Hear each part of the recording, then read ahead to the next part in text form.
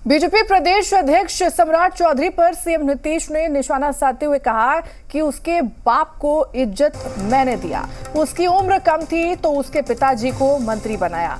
रोज party बदलता है, उसके बात का कोई मतलब नहीं, उसके पास कोई सेंस ही नहीं है। तो बड़ा निशाना सीएम नीतीश कुमार ने यहां पर सम्राट चौधरी पर साधा है। आप लगातार देखते हैं सम्राट चौधरी लगातार मुख्यमंत्री पर निशाना साधते हैं, लेकिन पहली बार सम्राट चौधरी पर मुख्यमंत्री की ओर से भी निशाना साधा गया है। उन्होंने क्षेत्रीय पार्टियों को लेकर जेपी नड्डा के बयान पर भी इस दौरान प्रहार किया है। पूरे मीडिया पर कब्जा कर लिया उन्होंने कहा कि मैं कोई स्टेटमेंट नहीं देखता हूं, किसी के चाहने से कुछ भी नहीं होगा। बीजेपी के लोग क्या क्या बोलते हैं हम उस पर ध्यान नहीं देते। तो यहां पर सम्राट चौधरी पर निशाना साधा गया है। मुख्यमंत्री के द्वारा लगातार एक बहुत ही कटाक्ष लैंग्वेज में उन्होंने भाषा में उसके ऊपर निशाना साधते उन्होंने कहा है कि उसके बाप की मैं इज्जत करता हूं, उसकी तो उम्र कम ही थी, उसके पिता को मंत्री मैंने बनाया। तो उन्होंने ये भी कहा कि वो रोज पार्टी बदलता है, उसके बात का कोई मतलब नहीं है, उसके पास कोई सेंस नहीं है, यानी कि एक तरह से नॉनसेंस यहां पर कहा गया है। जिसका नाम ले रहे हैं वो कोई साधारण है। अरे तो हम क्या करें, हमारा मजबूरी है। बाप को इज्जत कौन दिया? हमने दिया ना। और उसका उम्रवा कम था तो उसको कौन बना दिए?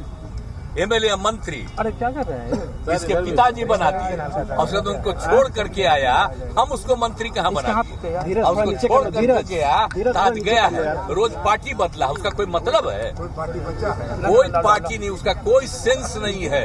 उसकी बात क्यों करते हैं?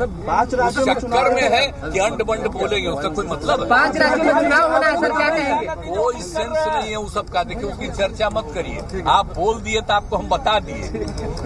अब तो अपनी तो अच्छी मुख्यमंत्री जी वैसा ही देख रहा है कि ऐसा लोगों को कहो जो सबसे आगे हमको किया, तो बना दिया है। छोड़िए ना, हम वैल्यू देते हैं। आप लोग तो शुरू से कह रहे हैं कि पूरे मीडिया पर कब्जा कर दिया है। खाने का ना आदत है सबका। अब कोई सरकार के पैसे का सदुपयोग कर रहा है। सिंगल आईडी आ रहा है तुम्हारा, तो जो इधर उधर कर रहा है, प्रचार कर रहा है, तो उसका कोई वैल्यू नहीं है। अब तो हम उन लोगों का कोई स्टेटमेंट हम देखने नहीं जाते। आप चिंता मत करिए, आप मत चिंता करिए।